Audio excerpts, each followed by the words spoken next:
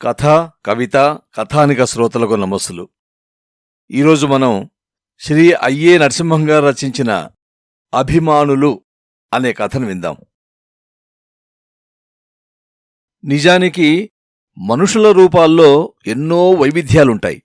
అలాగే వారి మనసులు కూడా విభిన్న రీతులు కలిగి ఉంటాయన్నది నిర్వివాదాంశం. కొందరు కొన్ని మంచి పనులు చేయడం కోసం అహర్నిశలు శ్రమిస్తారు. మరికొందరు శ్రమిస్తున్నట్టే కనిపిస్తారు గాని వారిలో పట్టు సరిగా ఉండదు.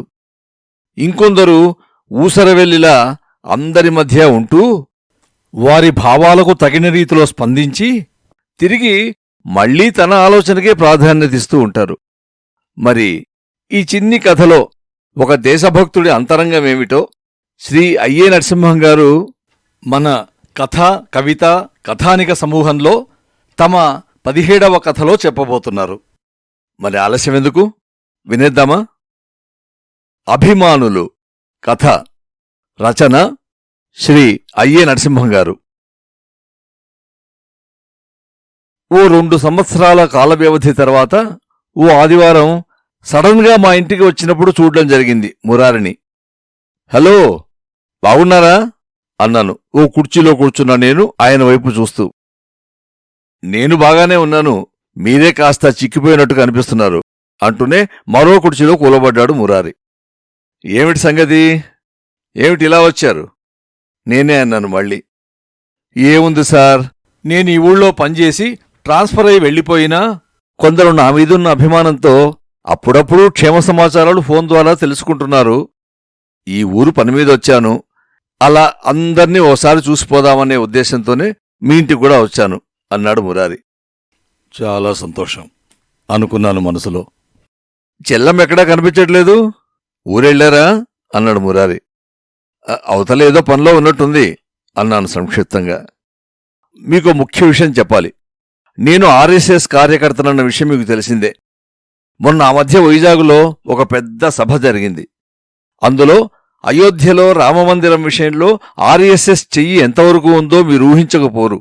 అయితే మొన్నటి సభలో చాలామంది ఓ దృఢ నిశ్చయంతో ఒక ఉద్యమాన్ని లేవదీశారు. ఇదిగో ఈ పుస్తకాలు చూడండి అంటూ ఓ 2 పుస్తకాలు నా చేతిలో పెట్టాడు మురారి నేరుగా సమాచారంలోకి వస్తూ. స్వదేశీ వస్తువుల వినియోగం దేశభక్తికి నిదర్శనం అన్న హెడ్డింగుతో గాంధీబొమ్మతో ఉన్నది ఒకటి. బహుళజాతి కంపెనీల ఉత్పత్తిని బహిష్కరించండి, స్వదేశీ ఉత్పత్తుల సంస్థలను సమాదరించండి అన్నది 2వ పుస్తకం. నేను నవ్వాను. చూడండి, నేనీ పుస్తకాలు మీకు అందజేస్తున్నప్పుడు మీరు ఇలాగే నవ్వుతారని నేను ఊహించాను. కాని మీ అంతరాత్మ సాక్షిగా చెప్పండి, మన దేశ ఉత్పత్తులను మనమే గౌరవిస్తే ఇక మన దేశం విదేశీ అప్పుల్లో ఎందుకు కూరుకుపోతుంది? మనకింత ఆర్థిక సంక్షోభం ఎందుకు ఏర్పడిందంటారు? నిజానికి గాంధీ మహాత్ముడు సాధించిన సస్యశ్యామల దేశం ఈనాడు ఎందుకింత అధోగతిలో ఉంటుందంటారు? దీనికి కారణం ఎవరు? మనం కాదా? మనం ఒక్కసారి ఓ 15-20 సంవత్సరాలు వెనక్కి వెళితే ఉదయాన్నే నిద్రలేసి పళ్ళు తోముకునే వేపపుల్ల దగ్గర నుంచి రాత్రి పడుకునే టేకుకర్ర మంచం వరకు అన్నీ మన ఉత్పత్తులనే వాడుకునేవాళ్లం. ఇప్పుడు అడుగు పెట్టిన చోటెల్లా విదేశీ పరికరాలే అడ్డు తగులుతున్నాయి. అంతా ఫైబర్, ప్లాస్టిక్ మయం. ఈనాడు పుట్టగొడుగుల్లా పుట్టుకొస్తున్న విదేశీ సంస్థల ఉత్పత్తులు మన దేశంలో విలయతాండవం చేస్తున్నాయి. వాటిమీద మోజు పెంచుకున్న మనం మన దేశ ఉత్పత్తులపై చిన్నచూపు చూస్తున్నాం. తద్వారా మన దేశ ఆర్థిక పరిస్థితి పతనానికి మనమే కారకులవుతున్నాం. పూర్వం ఇంట్లో తిని బహిర్భూమి కోసం బయటకు పోయేవాళ్లం. ఇప్పుడు బయట తిని ఇంట్లో మలమూత్ర విసర్జనకు అలవాటు పడిపోయాం. అంతలా విదేశీ వస్తువులు వాడకంలోకి వచ్చేశాయి కాదంటారా అన్నాడు మురారి గుక్క తిప్పుకోకుండా. బాగానే ఉందండి, మీ ప్రసంగంలో మీరీ పాత్రలో బాగా రాణించినట్టున్నారు. ఇంతకు నన్నేం చేయమంటారు? వస్తున్నాను సార్, ఆ పాయింట్కే వస్తున్నాను.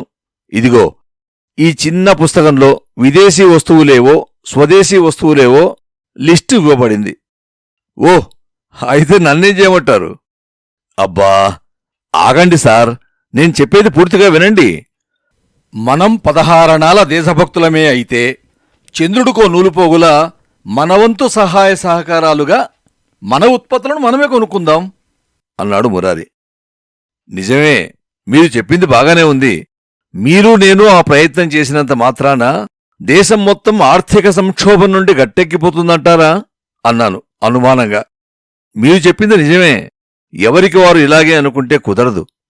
మనం కొంచెం మన చుట్టూ ఉన్న వారిని చైతన్యపరిస్తే మన దేశభక్తిని మనం చాటుకున్నట్టే కదా. ఇక్కడ దేశభక్తిని చాటుకోవడం ప్రధానాంశం కాదు.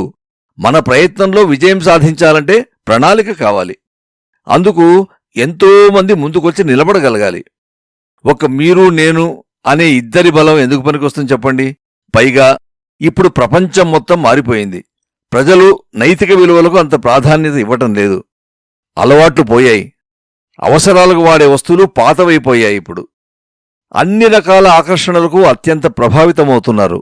మన దేశీయ వస్తువులలో అంత నాణ్యత లేదని అందరూ అపోహపడుతున్నారు. విదేశీ వస్తువుల మోజు ఇప్పట్లో పోదేమో. ఏదైనా మీరు తాపత్రయపడుతున్న విషయం హర్షణీయమే, ఆమోదయోగ్యమే. కాకపోతే జనాలు అంత తొందరగా మారతారని నేననుకోవటం లేదు అన్నాను కొంచెం అతనికి సపోర్టుగా. సరిగ్గా అప్పుడే ఇంట్లో ల్యాండ్ ఫోన్ రింగ్ వినిపిస్తే మురారిని కాసేపు కూర్చోమని చెప్పి నేను ఇంట్లోకి నడిచాను. ఫోన్ పని పూర్తయ్యాక కిటికీ నుండి మళ్లీ బయటకు చూస్తే మురారి తన చంకనున్న సంచిలో చెయ్యి పెట్టి ఏవో మరికొన్ని చిన్న పుస్తకాలు బయటికి తీస్తూ తిరిగి నా రాక కోసం ఎదురు చూస్తున్నట్టు కనిపించాడు. ఒక్కసారి 2 సంవత్సరాల క్రితం నాకు మురారికి మధ్య జరిగిన ఒక చిన్న సంఘటన జ్ఞాపకానికి వచ్చింది. మురారి మా ఊళ్ళో ఒక గ్రామీణ బ్యాంకు ఉద్యోగి. నేనప్పట్లో ఏవో పనులపై ఆ బ్యాంకుకు తరచూ వెళ్లేవాడిని. నా పనులు ఆయన కొంత త్వరగా జరిగేటట్టు సహకరించేవాడు. అలా అలా మా మధ్య చిన్న స్నేహం పెరిగింది. ఆ స్నేహం ఒక్కోసారి ఒకరింట్లో ఒకరు టీ తాగే వరకు వచ్చింది.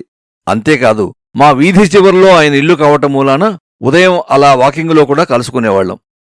కొత్త పిచ్చగాడు పొద్దరగినట్లు ఒకసారి మేమిద్దరం అలా రోడ్డు మీద నడుస్తుంటే ఒక 6 పిల్లలు ఒక చిన్న డబ్బా పైకప్పుకి సన్నగా పొడుగ్గా అందులో ఎవరైనా చిల్లర వేస్తే నేరుగా డబ్బాలో పడే విధంగా కన్నం పెట్టి అందులో పడిన చిల్లర డబ్బుల్ని గిలకరిస్తూ మా ఇద్దరి దగ్గరకు వచ్చి, నమస్కారమండి, ఎల్లుండి వినాయక చవితి కదా, ఇక్కడ మా పిల్లలమంతా ఒక పందిరి వేసి వినాయక బొమ్మకి పూజలు చేస్తున్నాం.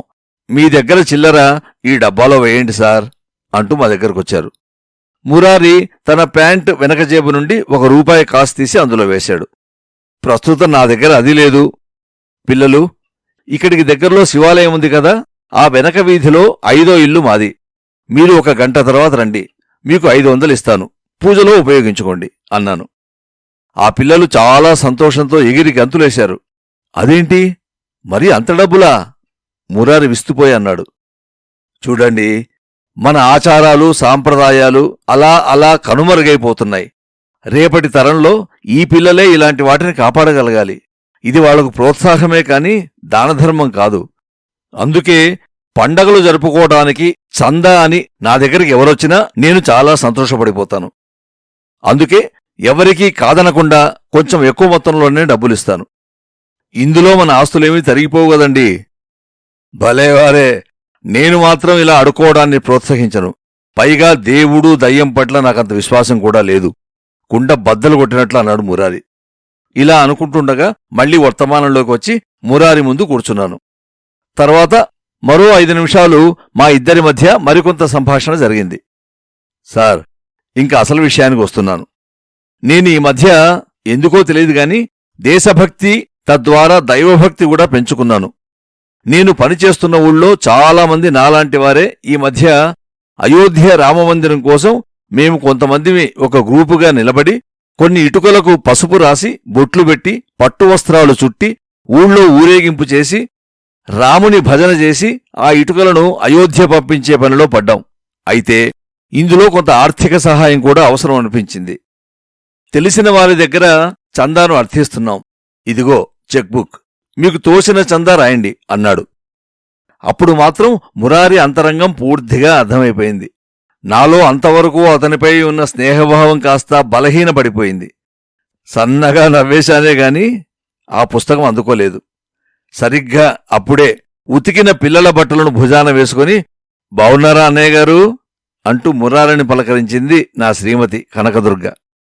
మురారి ఆమెకేదో సమాధానం చెప్పి, అమ్మా చెల్లమ్మా, ఇప్పుడు బట్టలు ఉతకడానికి వాడిన సబ్బు రిన్నా డెట్టా అని అడిగాడు. చెప్పింది కనకదుర్గ. వద్దమ్మా, ఇక మీదట నువ్వు రిన్ను వాడొద్దు, డెట్టు వాడు అన్నాడు పనిలో పనిగా. ఆమెకి ఏమర్థమైందో మరి సన్నగా నవ్వేసింది. ఓ పావుగంట తర్వాత నా శ్రీమతి మా ఇద్దరికీ కాఫీ తెచ్చిస్తుంటే, అబ్బా, కాఫీ తాగితే నా కడుపులో పులిసిపోతుంది, ఇంట్లో కొంచెం హార్లిక్స్ ఉంటే ఇవ్వమ్మా అన్నాడు మురారి. నేనొక్కసారి వెనక్కి వాలిపోయాను. కారణం, హార్లిక్సు స్వచ్ఛమైన విదేశీ వస్తువు మరి. అప్పుడు నాకు పూర్తిగా అర్థమైపోయాడు మురారి. అయ్యా, నేనొచ్చి చాలాసేపయింది, మీ అభిప్రాయం చెప్పలేదు అన్నాడు. చూడండి, నా గురించి మీరే కొంచెం అర్థం చేసుకోలేదు. నాకిలాంటివి నచ్చవు, నేను నాలాగే ఉంటాను అన్నాను. మురారి చెక్కుబుక్కు తిరిగి సంచిలో పెట్టి సెలవు అంటూ అక్కడి నుంచి కదిలాడు. శ్రీ అయ్యే నరసింహంగారి అభిమానులు కథ విన్నారు కదా. ఇలా అభిమానులము అని చెప్పుకునేవారు కోకొల్లలు. అవసరానికి రంగులు మార్చే ఇలాంటివారు లోకంలో చాలామంది ఉన్నారు. ఆనాడు వినాయక చవితి సందర్భంగా చందా కోసం వచ్చిన పిల్లల్లో నిష్కల్మషమైన భక్తిని చూశాడు. ఈనాడు మురారిలో కనిపించిన కపట భక్తికి విలువ ఇవ్వలేదు. బహుశా తాను ఇవ్వబోయే డబ్బులు అక్కడికి చేరుతాయనే నమ్మకం కలిగినట్లు లేదు అతనికి. అందుకే సున్నితంగా తిరస్కరించి ఉంటాడు. ఈ కథను విన్న శ్రోతలందరికీ ధన్యవాదములతో నమస్సులు. పఠనం మీ అంబాళం పార్థసారథి.